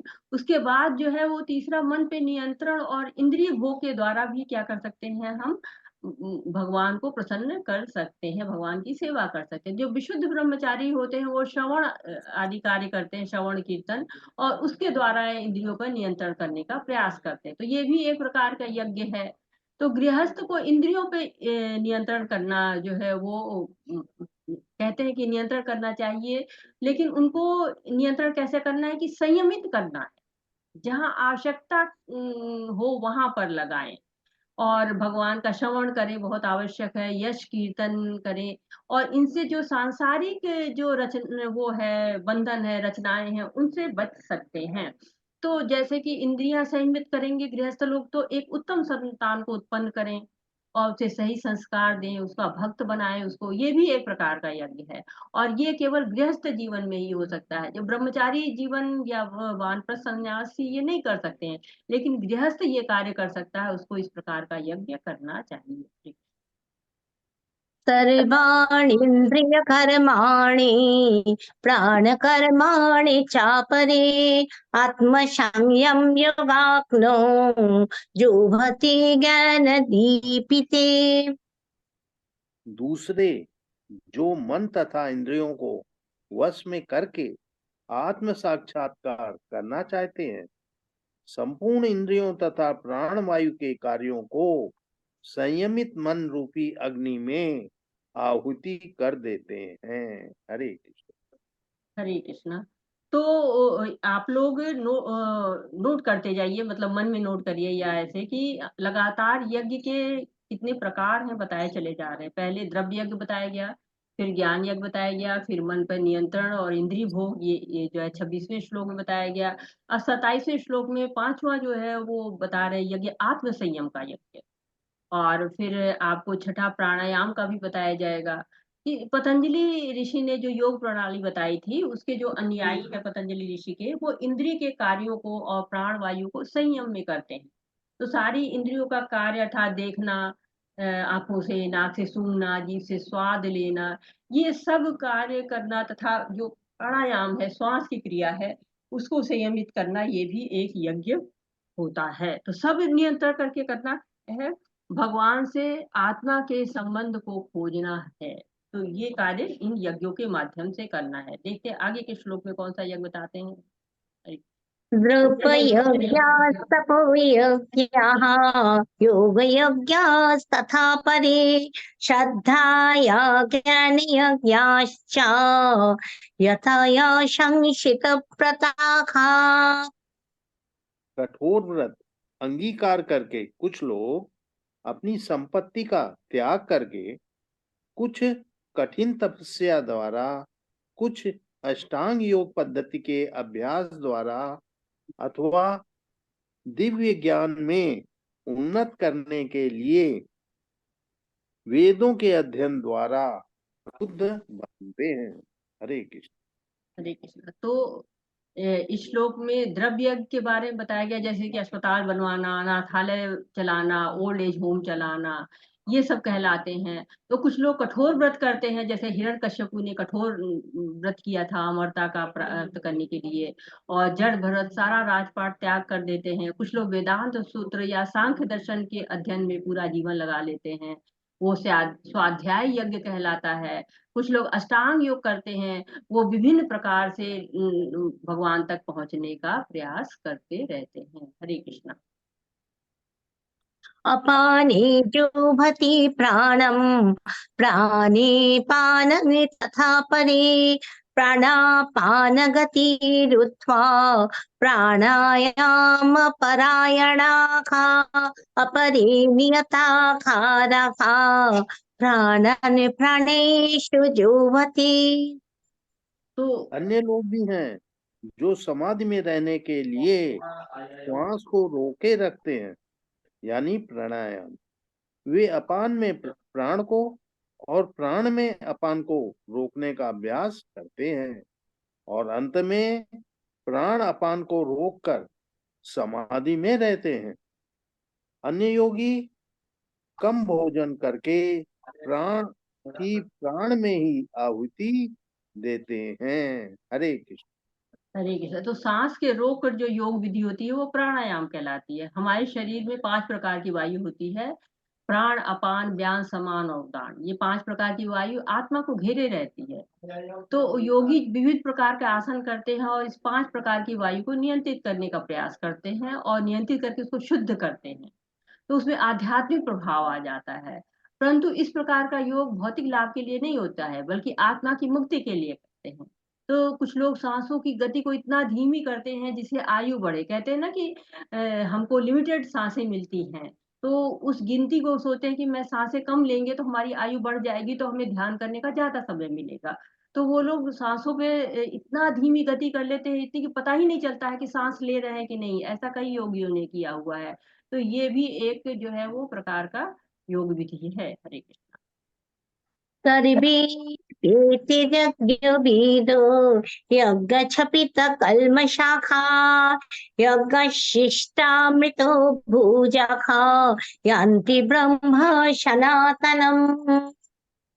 ये सभी यज्ञ करने वाले यज्ञों का अर्थ जानने के कारण पाप कर्मों से मुक्त हो जाते हैं और यज्ञों के फल रूपी अमृत को चख कर परम दिव्य आकाश की ओर बढ़ते जाते हैं। हरे कृष्ण। हरे कृष्णा। बहुत बहुत धन्यवाद प्रभु जी। तो कह रहे हैं कि यज्ञ का उद्देश्य क्या है। ये 30 से 33 तक बताया गया है कि जो लोग यज्ञ करते हैं उनको क्या कहते हैं, सर्वेप्यते यज्ञ विदो कहा गया। जो लोग यज्ञ करते हैं उनके सारे पाप नष्ट हो जाते हैं। जो ये जान जाए कि इंद्रियों का जो निग्रह करना ही यज्ञ का उद्देश्य होता है, वो यज्ञविद है। यज्ञों को जानने वाले कि इंद्रिय निग्रह करना ही जो है वो यज्ञ का उद्देश्य है। भौतिक सुखों की कामना क्या करती है, बंधन में डालती है, और यज्ञ क्या करते हैं, संसार के पाप कर्म से छुटकारा दिलाते हैं। तो हमारे जीवन का उद्देश्य क्या है, भगवत धाम जाना। इसलिए हमें यज्ञों के द्वारा भौतिक सुख की कामना नहीं करके, बल्कि हमें यज्ञ करना चाहिए भगवान के लिए, क्योंकि सारे यज्ञ का उद्देश्य है कि इंद्रियों पर निग्रह करो और सच्चिदानंद भगवान को प्राप्त करो। हरि नायं लोकस्य यज्ञस्य कुतन्याय कुरुषोत्तमा। हर्षा माता जी। हरे कृष्ण माता जी। शिल प्रभुपाद की जय। शिल प्रभुपाद। हे कुरुश्रेष्ठ, जब यज्ञ के बिना मनुष्य इस लोक में या इस जीवन में ही सुख पूर्वक नहीं रह सकता, तो फिर अगले जीवन में कैसे रह सकेगा। हरे कृष्णा। तो तीसरे श्लोक में यज्ञ करने से लाभ बताया था और अब हानि बता रहे हैं। ये एक चक्र है कि अज्ञानता के कारण क्या होता है, ये जीवन हमारा पाप में हो जाता है, और पाप में जीवन के कारण हमारा सार्वजनिक जीवन में पतन हो जाता है। जब पतन हो जाता है तो वो अज्ञान में ही रहता है, उसको समझ में नहीं आता है कि मेरा पतन क्यों हुआ। तो बिना यज्ञ किए इस लोक में सुख नहीं है, तो जो अगली योनि मिलेगी उसमें सुख मिलेगा, ऐसी गारंटी कहाँ से मिलेगी। तो सुख से रहने के लिए क्या करना है, जो ईशोपनिषद में कहा गया ईशावास्य सिद्धांत का पालन करना है कि सारी वस्तुएं भगवान के द्वारा नियंत्रित है और उन्हीं की संपत्ति है, तो मनुष्य को उतना ही प्रयोग करना चाहिए जितना कि आवश्यक है। तो ऐसा करने से 100 साल तक इस चेतना में रहकर भी कोई कर्म बंधन नहीं लगता है। कुर्वन्नेह कर्माणि जिजीवेशा समा स्वयं नान्यथ्य तोष्टि कर्म न लिप्यते नरः।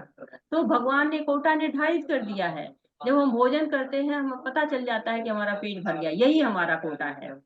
इसके ऊपर से जो खाएंगे सब कोटा के बाहर का खाना है। तो यज्ञ शिष्टा अर्थात भगवान को भोग लगा के प्रसाद खाइए, प्रसाद अमृत के समान होता है। और तीसरे अध्याय में चक्र भी बताया गया यज्ञ का, कि यज्ञ करने से देवता प्रसन्न होंगे और संपन्नता देंगे, तभी हम सुखपूर्वक रह सकेंगे। अन्यथा देवता भी अगर कष्ट में रहते हैं तो हम भी सुखपूर्वक नहीं रह सकते, क्योंकि हमें वो चीजें मिलेंगी नहीं जिससे हम सुखपूर्वक रह सकते हैं। हरे कृष्णा। एवं हि बहुविधा यज्ञा वितता ब्रह्मणो मुखे कर्मजन् विद्धि तान् सर्वान् एवं ज्ञात्वा विमुक्ष्यसे। हरे कृष्णा। ये विभिन्न प्रकार के यज्ञ वेद सम्मत हैं और ये सभी विभिन्न प्रकार के कर्मों से उत्पन्न है। इन्हें इस रूप में जानने पर तो मुक्त हो जाओगे। हरे कृष्ण। तो सारे वेद यज्ञ जो है वेद से उत्पन्न हुए, और सर्वव्यापी परमात्मा क्या होता है, उन्हीं यज्ञों में रहता है, विराजमान है। तो भगवान बता रहे हैं कि देह से मुक्त करने के लिए सारे विधि विधान बताए हैं, और 18वें श्लोक से जो है वो जो कर्म तत्व को भगवान बताना शुरू किए हैं वो 21वें श्लोक तक बताते हैं। और उसके अनुसार क्या होता है कि यज्ञों को हम भली भांति जान के और कर्म बंधन से मुक्त हो जाते हैं। तो भगवान ने मुक्त होने की विधि हमको बता दी है। हरे कृष्ण। श्रेयान् दुःखमयात् यज्ञात् ज्ञानयज्ञ परन्तप सर्वं कर्माखिलं हि पार्थ ज्ञानिपुरी समाप्यते। हरे कृष्णा। हे परंतप, द्रव्य यज्ञ से ज्ञान यज्ञ श्रेष्ठ है। हे पार्थ, अंतोगत्वा सारे कर्म यज्ञों का अवसान दिव्य ज्ञान से होते हैं। हरे कृष्ण। हरे कृष्णा। तो परम तप कहा है शत्रुओं को दंडित करने वाले। तो 25वें श्लोक में हम जान रहे थे कि हम यज्ञ के द्वारा ज्ञान की प्राप्ति कैसे कर सकते हैं। तो इस श्लोक में निष्कर्ष दे दिया। 25 से अब तक हमने पढ़ा कि कैसे हमको यज्ञ के द्वारा ज्ञान की प्राप्ति होगी। अब यहाँ पर निष्कर्ष क्या मिला है कि विभिन्न प्रकार के जब यज्ञ को हमने जान लिया तो कौन सा यज्ञ श्रेष्ठ है। तो बताया गया द्रव्य यज्ञ से ज्ञान यज्ञ श्रेष्ठ होता है, क्योंकि ज्ञान के बिना यज्ञ भौतिक स्तर पर रह जाता है, कोई आध्यात्मिक लाभ नहीं होता है। कई लोग कहते हैं मैं तो इतना पूजा पाठ करता हूँ पर मेरे साथ अच्छा नहीं हो रहा है, तो क्योंकि वो कार्य भगवान से जुड़ा ही नहीं है। जब हम भगवान से जोड़ देंगे तो अच्छा होगा। तो हमारे अंतःकरण में तीन दोष होते हैं। एक तो संचित पाप होता है, दूसरा होता है चित्त की चंचलता, और तीसरा होता है अज्ञान। तो जब हम अपने कर्मों को भगवान से जोड़ देते हैं तो जो ये संचित पाप है और चित्त की चंचलता है, ये सारे दोष मिटना शुरू हो जाते हैं। और जब हम प्रमाणिक गुरु के पास जाते हैं तो तीसरा दोष जो हमारा होता है ज्ञान का, वो भी समाप्त हो जाता है। हरे कृष्णा। तत्पीति प्रणिपातेन परिप्रश्नेन सेवया उपदेक्ष्यन्ति ते ज्ञानं ज्ञानिनः तत्त्वदर्शिनः। हरे कृष्णा। तुम गुरु के पास जाकर सत्य को जानने का प्रयास करो, उनसे विनित होकर जिज्ञासा करो और उनकी सेवा करो। स्वरूप सिद्ध व्यक्ति तुम्हें ज्ञान प्रदान कर सकते हैं, क्योंकि उन्हें सत्य का दर्शन किया है। हरे कृष्ण। हरे कृष्णा। तो बहुत सुंदर श्लोक है, गुरु की महत्ता, गुरु परंपरा की महत्ता सबको बताता है कि ज्ञान जो भगवान का है वो अपौरुषेय है, यानी किसी पुरुष के द्वारा नहीं कहा गया है, परम पुरुष के द्वारा कहा गया है। तो दिव्य है ज्ञान, और भगवान के द्वारा सबसे पहले ब्रह्मा को दिया गया और उसी परंपरा से आगे बढ़कर गुरु तक आया हुआ है। तो ज्ञान गुरु से ही मिलेगा, तत्व ज्ञान वही देने के योग्य है, क्योंकि कृष्ण से जो ज्ञान आया है प्रवाहित होकर वो उसको प्राप्त करने की दो विधि है। एक तो आरोही विधि है, जैसे भौतिक ज्ञान होता है कि प्ले ग्रुप से पढ़े, फिर नर्सरी, फिर केजी, ये पढ़ते रहे। और या फिर जैसे पर्वतारोही होता है, ऊपर की ओर चढ़ता चला जाता है। दूसरी विधि क्या होती है? अवरोही विधि होती है, जैसे सीढ़ियां उतरते हैं, वैसे ही ज्ञान ऊपर से नीचे की तरफ आता है। कृष्ण से ब्रह्मा को, ब्रह्मा से नारद को, और परंपरा से आगे बढ़ता चला जाता है। तो हाथ जोड़कर विनम्र होकर जिज्ञासा करनी चाहिए। जैसे पहले गुरु यज्ञ करते थे, तो शिष्य क्या करते थे कि हाथ में लकड़ी संविदा लेके जाते थे। अब आज तो हम लकड़ी संविदा लेके नहीं जा सकते, आज सेवा भाव लेके जाना है। और सबसे बड़ी सेवा क्या है? आज्ञा का पालन करना है। गुरु प्रसन्न होंगे तो ज्ञान देंगे, और वो ज्ञान देंगे जो अज्ञान का नाश करके हमको भगवान से जोड़ देगा। जैसे हम मंगलाचरण में गाते हैं ना, अभी हम जब शुरू करते हैं अपने इस क्लास को, तो कहते हैं ना, ओम अज्ञानातिमिरान्धस्य ज्ञानांजनं शलाकया, जो अज्ञान का नाश कर दे, जो अज्ञान रूपी अंधेरे को मिटा के ज्ञान प्राप्त करे। तो गुरु क्या करता है? ज्ञान प्राप्त कराता है हमको। तो उनका जो है वो समर्पित भाव से जाना चाहिए। और अथो ब्रह्म जिज्ञासा, ब्रह्म की जिज्ञासा करनी चाहिए, कोई भौतिक चीजों की नहीं, ब्रह्म की जिज्ञासा करनी। गुरु को हम एक तरह से, आप अगर समझना चाहें तो चार तरह से समझ सकते हैं। पहले तो उनका जीवन चरित्र हमको जानना चाहिए, और दूसरी उनकी शिक्षाओं के बारे में जानना चाहिए, उनकी भावनाओं के, यानी कि उनका मूड क्या है, उनका मिशन क्या है।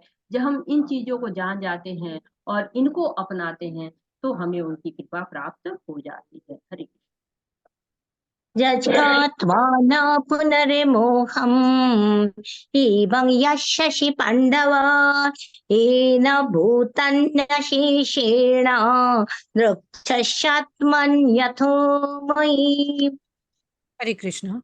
स्वरूप सिद्ध व्यक्ति से वास्तविक ज्ञान प्राप्त कर चुकने पर तुम पुनः कभी ऐसे मोह को प्राप्त नहीं होगे, क्योंकि इस ज्ञान के द्वारा तुम देख सकोगे कि सभी जीव परमात्मा के अंश स्वरूप हैं, अर्थात वे सब मेरे हैं। हरे कृष्ण। हरे कृष्ण। तो भगवान जब दिव्य ज्ञान स्वरूप सिद्ध व्यक्ति अर्थात गुरु से हम तक आता है, तो हम मोह में अर्थात आसक्ति में नहीं फंसते हैं। भौतिक वस्तुएं हमें आकर्षित नहीं करती हैं, और हम जान जाते हैं कि परमात्मा जो भगवान श्री कृष्ण है, वही परमात्मा, उनका ही एक रूप है, और समस्त जीवों का परम आश्रय भी है। और जब हम अपने आश्रय को त्याग देते हैं, जब हम उनसे नहीं जुड़े होते हैं, तो माया हमको जकड़ लेती है, हम मोहित हो जाते हैं, और स्वयं को कृष्ण से अलग समझने लगते हैं। हमारा मुंह जो है वो दूसरी तरफ हो जाता है, भगवान की तरफ नहीं रहता है। हरे अपि चेदशि पापेभ्यः सर्वेभ्यः पापकृत्यमखा सर्वं ज्ञानप्लवेनैव विजीनं सन्तरिष्यसि। हरे कृष्ण। यदि तुम्हें समस्त पापियों में भी सर्वाधिक पापी समझा जाए, तो भी तुम दिव्य ज्ञान रूपी नाव में स्थित होकर दुख सागर को पार करने में समर्थ होगे। हरे कृष्ण। तो भगवान के तत्व ज्ञान का एकदम वास्तविक महत्व बताया जा रहा है कि जो दिव्य ज्ञान है वो कैसा है? वो हमारे लिए नाव के समान है। जो नाव होती है उसके समान है। नाव क्या करती है? पार लगाती है। तो यदि कोई सर्वाधिक पापी भी हो, तो भी इस दिव्य ज्ञान के सहारे इस दुख के सागर को अर्थात भव सागर को पार कर सकता है। तो सागर में कोई कुशल तैराक हो, कितना भी अच्छा तैरने वाला हो, उसके भी डूबने की संभावना होती है।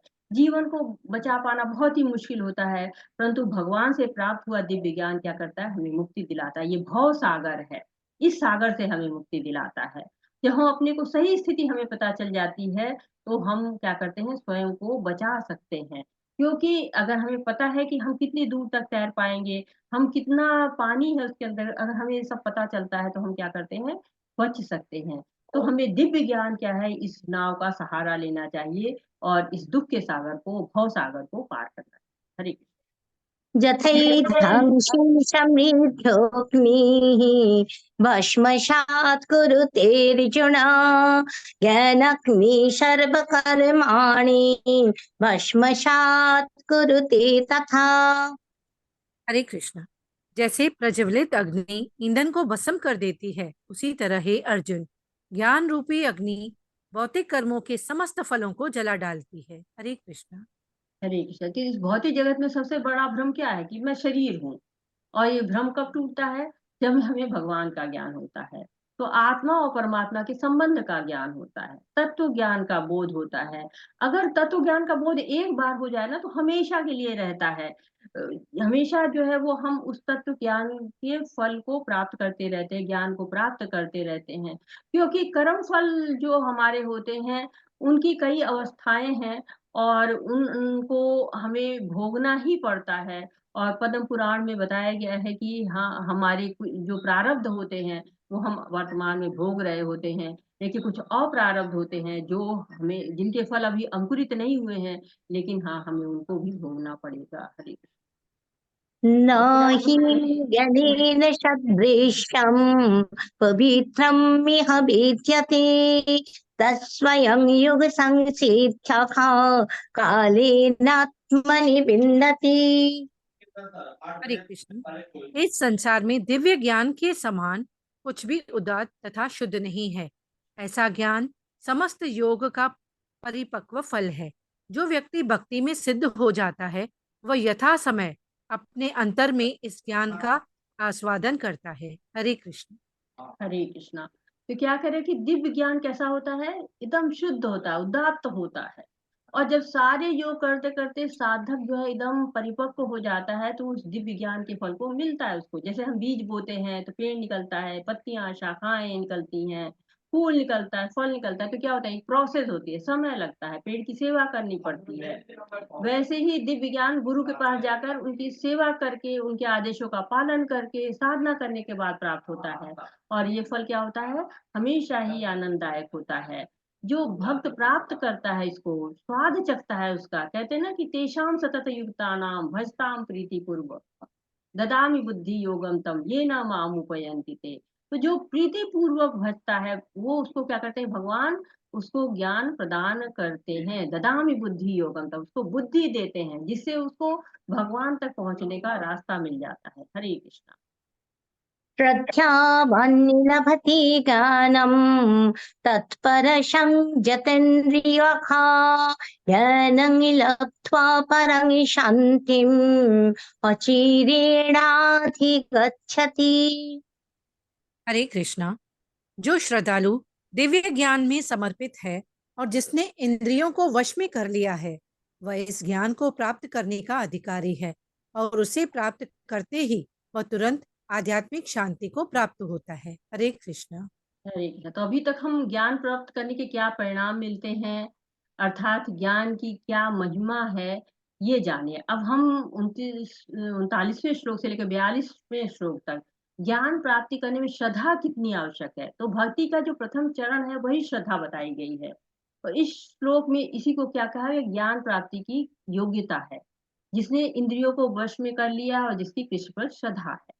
तो श्रद्धा पहला कदम होता है भक्ति में रखने के लिए। कहते हैं ना कि श्रद्धावान लभते ज्ञानम। जो उसको श्रद्धा होती है उसको ही ज्ञान प्राप्त होता है। कहते हैं कि श्रद्धा शब्द विश्वास कहे सुदृढ़ निश्चय कृष्ण भक्ति कह रहे सर्व कर्म कृत होय।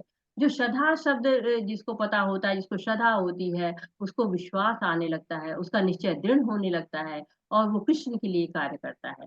तो कहते हैं श्रद्धा भी जो है वो जब होती है तो ऐसा लगता है जैसे एस्केलेटर पर पैर रखो तो गाड़ी तेज चलने लगती है। वैसे जब श्रद्धा आती है तो भक्ति तेज चलने लगती है। जब संशय आते हैं, समझ लीजिए कि ब्रेक लग गया। तो ये श्रद्धा का लाभ होता है। श्रद्धा भी दो तरह की होती है।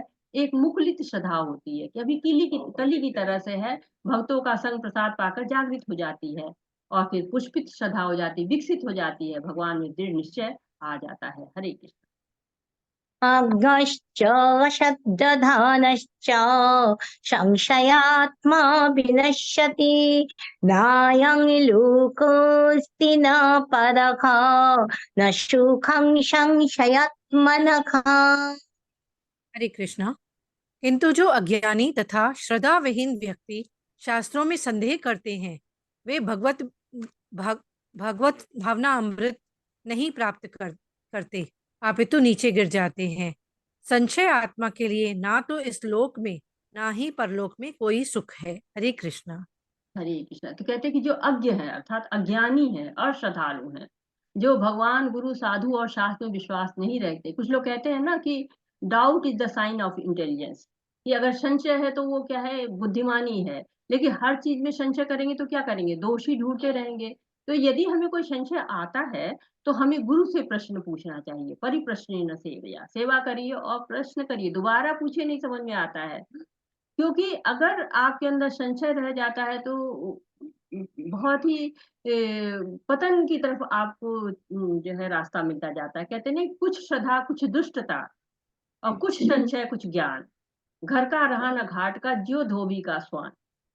तो ऐसी स्थिति जब श्रद्धा नहीं है, संशय है, और ज्ञान भी थोड़ा, ज्ञान थोड़ी दुष्टता, थोड़ा संशय, थोड़ी श्रद्धा है, तो ऐसा व्यक्ति जो है वो इस लोक को बिगाड़ता है और अपने परलोक को भी बिगाड़ देता है। हरे योगो कर्माणम् ज्ञान संचिन्न संशयम् आत्मवन्तं न कर्माणि निबद्धन्ति धनंजय।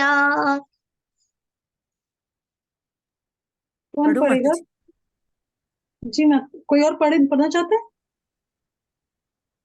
दो ही है। ठीक है, दर्शा माता जी संतोषी संतोषी माता गुप्ता जी माता जी, ने किया था माता जी, को दे दीजिए। संतोषी गुप्ता माता जी पढ़ लीजिए। जो व्यक्ति अपने कर्म फलों का परित्याग करते हुए भक्ति करता है और जिसके संशय दिव्य ज्ञान द्वारा विनष्ट हो चुके होते हैं, वही वास्तव में आत्मपरायण है। हे धनंजय, वह कर्मों के बंधन से नहीं बंधता। हरे कृष्ण। तो भगवान इस अध्याय का आरंभ ज्ञान युक्त किया, फिर ज्ञान प्राप्ति का उपाय बताया कि प्रमाणिक गुरु ही ज्ञान दे सकता है, फिर ज्ञान की महिमा बताई, फिर ज्ञान कौन प्राप्त कर सकता है ये बताया। अब यहाँ पे क्या निष्कर्ष देख रहे हैं कि प्रमाणिक गुरु की सेवा करके और उनका अनुसरण करके, ज्ञान प्राप्त करके, इंद्रियों को संयमित करके, इंद्रियों को भगवान की सेवा में लगा करके, कर्म फल पे आसक्ति नहीं रख के, इतना करेंगे तो हमारे सारे संशय समाप्त हो जाएंगे और कर्म बंधन नहीं लगेगा और आत्म साक्षात्कार भी हो जाएगा। हरे कृष्णा। तस्माद् अज्ञानसम्भूतं हृत्स्थं ज्ञानाशिनत्मनः चित्त्वैनं संशयं योगम् तिष्ठ भारत। हरे कृष्ण। अतएव तुम्हारे हृदय में अज्ञान के कारण जो संशय उठे हैं, उन्हें ज्ञान रूपी शास्त्र से काट डालो। हे भारत, तुम योग से समन्वित होकर खड़े हो और युद्ध करो। हरे कृष्ण। तो अर्जुन के हृदय में संशय था कि युद्ध रूपी घोर कर्म में मेरा कल्याण कैसे होगा, और कर्म योग करूं कि ज्ञान योग करूं। कि इस श्लोक में भगवान संशय को दूर करने की प्रेरणा दे रहे हैं, क्योंकि जो संशय रहता है तो कर्तव्य पालन ठीक से नहीं हो पाता है। तो पहले भगवान ने कर्म योग बताया और फिर दिव्य ज्ञान, और अर्थात कर्म करने के साथ साथ कर्म के तत्वों को भी जानना चाहिए, ये बता रहे हैं। तो अब ये श्लोक क्या कर रहा है, कल के अध्याय की नींव रख रहा है कि यदि तुम्हारे अंदर ज्ञान के बादल छाए हुए हैं तो उसको दिव्य ज्ञान से समाप्त करो। तो ये दिव्य ज्ञान क्या है कि भगवान अजन्मा है, शाश्वत है, सनातन है, तथा भक्ति ही सब समस्याओं का समाधान है। तो स्पष्ट निर्देश दिए कि अज्ञान से मुक्ति भगवान के लिए कर्म करने से मिलती है। तो नियत कर्म करो, युद्ध करो। 15वें अध्याय में भी भगवान कहते हैं कि विरक्ति के शस्त्र से अपने संशय को काट गिराओ। तो प्रभुपाद जो हमें बता रहे हैं कि इस कलयुग में नकारात्मकता बहुत है, ऐसे में भौतिकता से परे जो आध्यात्मिक ज्ञान है वही सर्वोत्तम है, शुद्ध करने वाला है। दिव्य ज्ञान भक्ति का जो है वो पका हुआ फल है, परिपक्व फल है, जिसे सारी जिज्ञासाएं समाप्त होती हैं।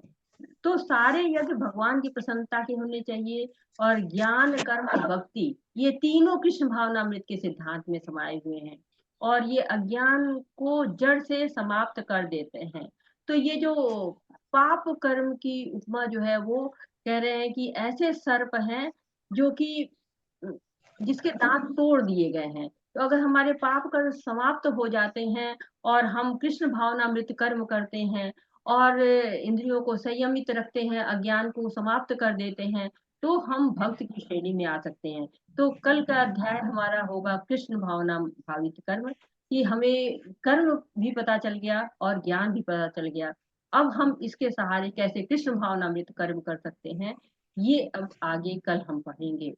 तो वाछाकल्पतरुभ्यश्च कृपा सिन्धुभ्य एव च पतितानां पावनेभ्यो वैष्णवेभ्यो नमो नमः। अनंत कोटि वैष्णव वृंद की जय। शीला प्रभुपाद की जय। हरे कृष्णा कृष्ण कृष्ण हरे हरे, हरे राम राम राम हरे हरे। हरे हरे हरे। कृष्णा। जैसे कि मैंने बताया था कि मैं यहाँ बाहर हूँ, तो जो प्रश्न आपके हैं उनको संभाल के आप रखें, और हम आपको मंडे के दिन लेंगे। कल आपका भजन का क्लास रहेगा, और परसों आपका वो नहीं, कल आपका श्लोका का क्लास रहेगा, और परसों आपका भजन का क्लास रहेगा।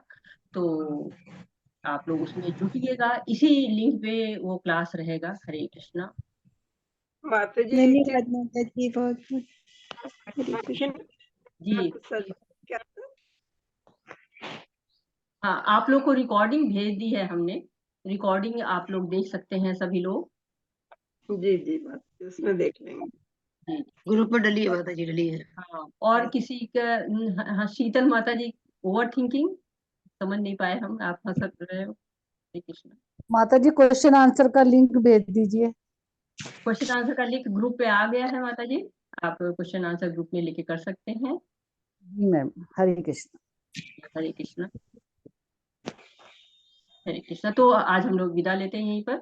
हरे कृष्णा कृष्णा कृष्ण हरे हरे, हरे राम